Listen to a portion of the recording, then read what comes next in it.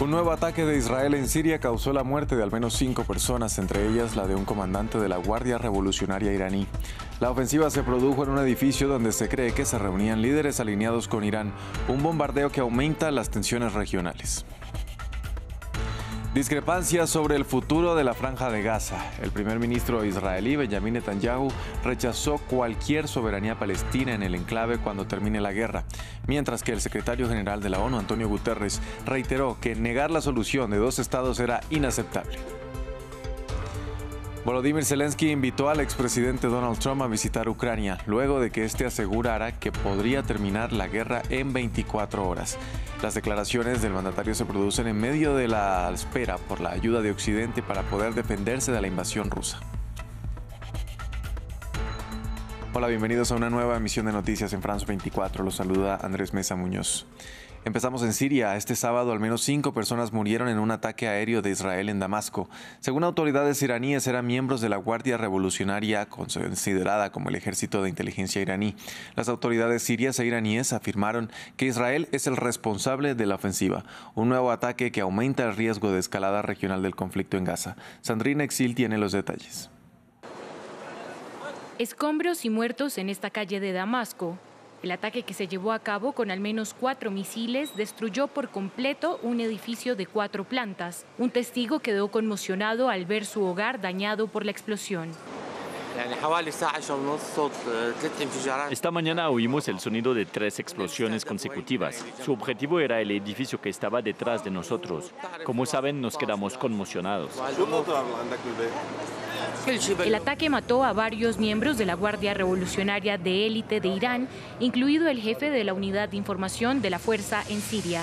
Irán condenó inmediatamente el ataque, culpando a Israel, y amenazó con una próxima venganza. Irán se reserva el derecho de responder al terrorismo organizado del falso régimen sionista en el momento y lugar apropiados. Desde 2011, Israel ha llevado a cabo cientos de ataques contra objetivos vinculados a Irán dentro de territorios controlados por el gobierno de Siria. Sin embargo, este evento no es aislado. Israel rara vez reconoce sus acciones en Siria, pero ha dicho que apunta a bases de grupos aliados de Irán, como Hezbollah, que ha enviado miles de combatientes en Siria. Un experto consultado por France 24 analizó cuáles podrían ser las represalias. Las respuestas son híbridas. No vamos a ver una respuesta directa, militar, regular, como se veía hace algunos años en los conflictos, sino más bien respuestas híbridas que pueden ir relacionadas a situaciones como las que se viven ahorita en el Mar Rojo, y que obligan a otras potencias externas, como es el caso de los Estados Unidos y Gran Bretaña, a intervenir. En las últimas semanas se han disparado cohetes desde Siria hacia el norte de Israel y los altos del Golán. Las tensiones en toda la región han aumentado desde que empezó la guerra entre Hamás e Israel el 7 de octubre.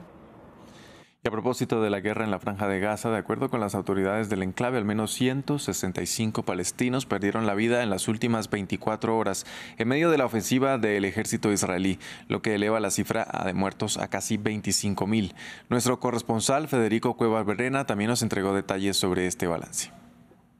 La última actualización del Ministerio de Salud de Gaza señaló que hubo 165 palestinos muertos por los bombardeos israelíes y los ataques israelíes en las últimas 24 horas. Es de las cifras más altas en lo que va de 2024 y lleva a un total de casi 25.000 las muertes desde el 7 de octubre por esta guerra israelí en Gaza. Los residentes han descrito los bombardeos más intensos de los últimos días en el área de Han Yunis, sobre todo al este de esta parte del sur de la Franja de Gaza y más cerca de los alrededores del Hospital Nasser, que es el último hospital en funcionamiento, el más grande, mejor dicho, de los hospitales que todavía están en funcionamiento en Gaza. El ejército israelí afirma que en las últimas horas hizo una redada en un complejo militar de Hamás, en la que neutralizó lanzaderas de cohetes y también halló diversos explosivos, mientras que en Rafah, donde casi 1 millón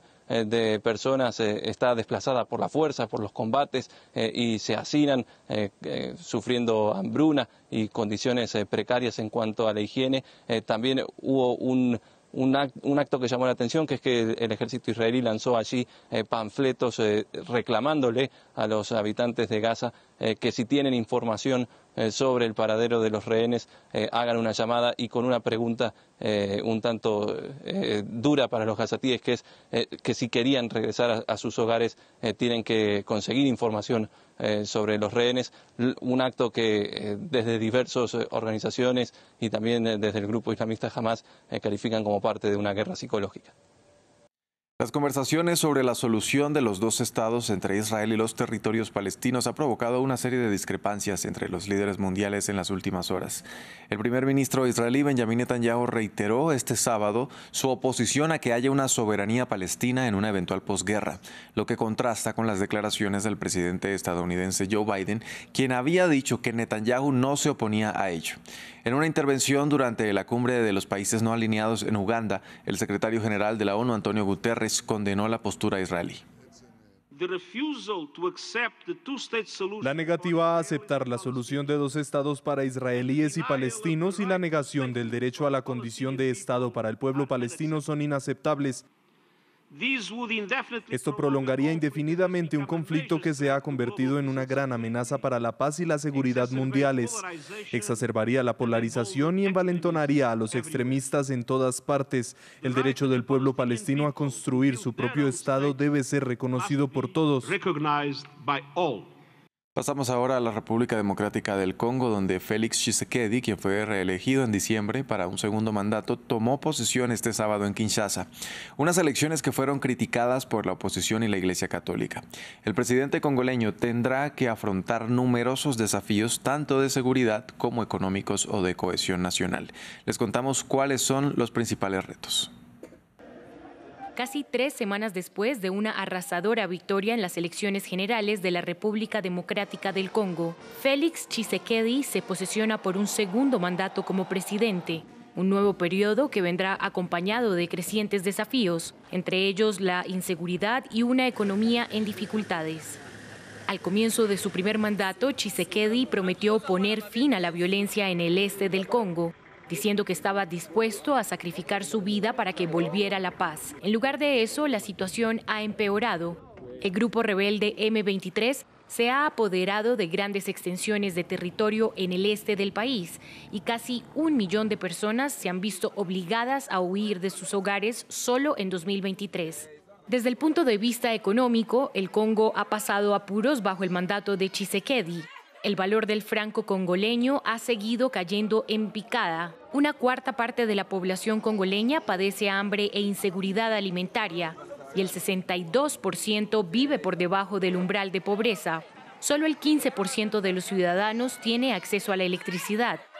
Tshisekedi ha tenido éxito en algunos ámbitos, por ejemplo, la introducción de la enseñanza primaria gratuita y la atención sanitaria que permite a las mujeres dar a luz gratuitamente en los hospitales públicos. Durante sus mitines electorales, el presidente ha prometido crear más de 6 millones de puestos de trabajo de aquí a 2028. También ha prometido controlar la inflación, que actualmente se sitúa en el 21%. Pero su objetivo de sacar a 20 millones de congoleños de la pobreza extrema ha resultado hasta ahora una ilusión.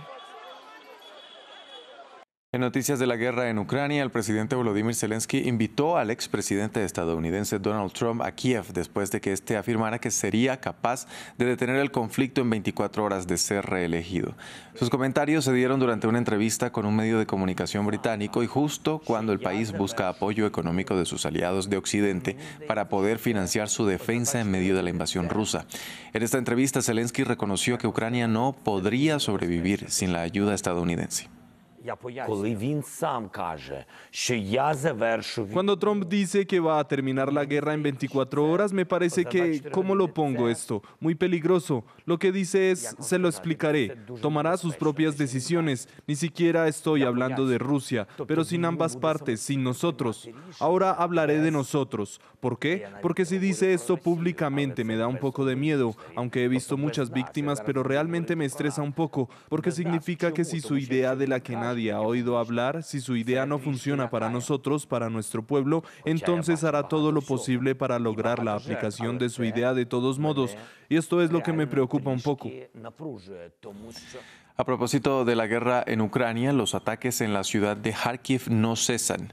Ubicada cerca de la frontera con Rusia y una de las primeras en sufrir la ofensiva, la urbe intenta volver a la normalidad en medio de la guerra. Nuestra enviada especial a territorio ucraniano, Catalina Gómez Ángel, estuvo allí y nos hace un recuento de cómo se vive en la cotidianidad.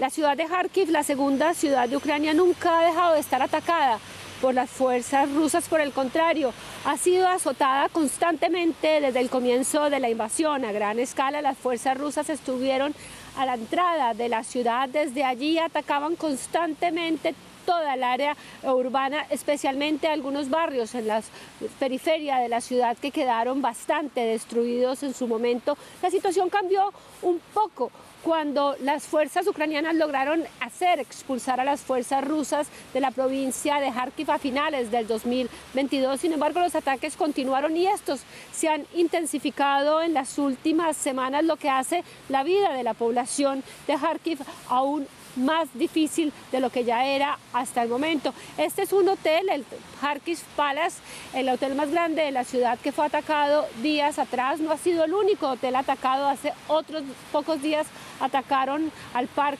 Hotel y así a decenas de edificaciones donde son habitadas mayoritariamente por civiles. Esto pone aún más dificultades a la población, como decía anteriormente. Por ejemplo, las autoridades han tenido que habilitar colegios y salones de clases en las estaciones de los metros para que los niños puedan seguir esta educación presencial. Ellos argumentan que es muy difícil para estos niños, después de 2 años de guerra, continuar esta educación online. Sin embargo, las dificultades y las amenazas contra la ciudad hacen imposible que vayan a colegios normales porque está tan cerca de la frontera que muchas veces primero llegan los ataques y luego llegan las alarmas a esta ciudad que vive constantemente en peligro de ser atacada. Y cerramos en Costa de Marfil con la Copa Africana de Naciones de Fútbol. Senegal y Cabo Verde son los 2 primeros equipos en clasificarse para los octavos de final de esta competencia. Hoy, en el primer partido del día, Argelia empató con Burkina Faso 2-2, mientras Mauritania enfrenta a Angola y Túnez juega contra Mali. El balance de la semana lo hace nuestra enviada especial Natalia Ruiz Giraldo. Esta primera semana de la Copa Africana de Naciones ha estado llena de contrastes y ya nos deja los 2 primeros clasificados a octavos de final, empezando por Senegal, los vigentes campeones, un equipo sólido que van a tratar de ganar por segunda vez consecutiva, algo que ningún otro campeón ha logrado en las últimas 6 ediciones. La sorpresa de la semana es Cabo Verde, que se queda con el liderato del grupo B, ganando sus 12 partidos. Ya están también en octavos, en un grupo además en el que estaban Egipto y Ghana, los 2 equipos favoritos que esta vez tendrán que esperar a la tercera fecha para decidir su destino. Los faraones, que además no podrán contar con Mohamed Salah, quien se lesionó y estará ausente por las 2 próximas fechas. En cuanto a la anfitriona, Costa de Marfil, pues esta comenzó muy bien ganando, pero Nigeria la bajó de la nube tras pues vencerla en el segundo partido. Ahora hablemos de los goleadores, todos aquellos que hemos estado esperando, pues todos han dicho presente, que sea Sadio Mané, Mohamed Salah, Seko Fofana y por supuesto Víctor Osimhen, el jugador nigeriano, el mejor jugador del continente, jugador también del Nápoles, que también marcó su gol. En cuanto a la organización, hubo algunos problemas, sobre todo en cuanto a la boletería, pero todo esto se ha ido solucionando, perfeccionando poco a poco. Tanto la CAF como el comité organizador pues ya se pusieron en obra para tratar de mejorar esto, porque el público no encontraba boletería en los diferentes puntos de venta. Sin embargo, todo parece ir mejorando, porque ya hemos visto las tribunas de los diferentes estadios del país mucho más llenas. Hasta aquí este informativo en France 24. Gracias por acompañarnos, pero los invitamos a visitar nuestra página web www.france24.com para seguir con la actualización de nuestras noticias. Quédense con nosotros, que en minutos regresamos con más información.